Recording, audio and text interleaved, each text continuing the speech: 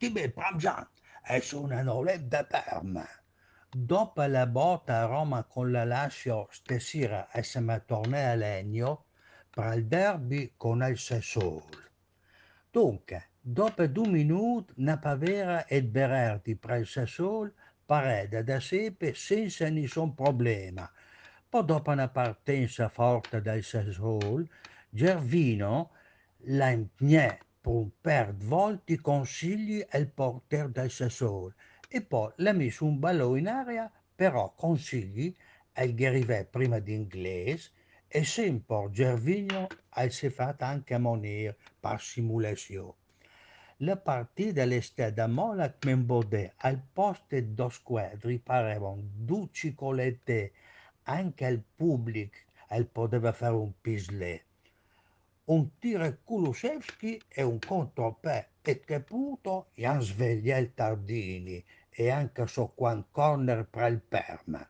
Sempre Gervigno e Inglese hanno continuato a attaccare, ma consigli l'ha sempre detto stop al ballon.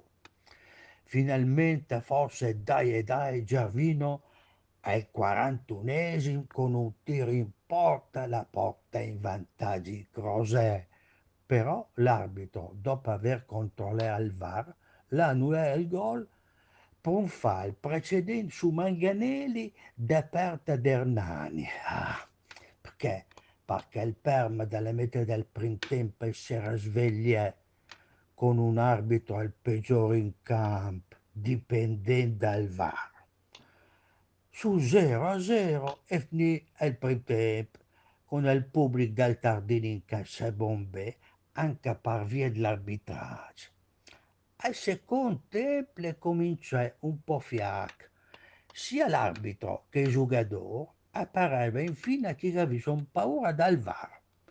So quanti tir dal Sassuolo con Berardi, però niente di interessante.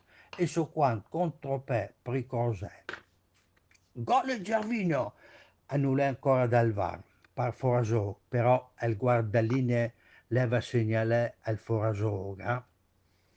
Fallet ma in aria, do bianc, rigor Pricosè, che inglese si fa parere da consigli, al massimo della sfiga, ma anche del coglionismo. E passai la voglia e vedo la partita. In 6 minuti di recupero, al 96esimo, un colpo di testa e barilla e al balò al carambola su Borabia e il spiazza il portiere del Sassuolo. Un autogol al porta in vantaggio, finalmente il Parma e il nostro Crosè. Avrebbe veduto se anche con quel gol chi l'arbitro aveva il coraggio di annullarlo. Le finite, dunque, Pramzan, 2 gol annullati dal VAR, un rigore sbagliato da inglese, in cose che al Tardini in spolo mica vedo. Però è con te, credo fino in fondo e se porta a i 3 punti importanti.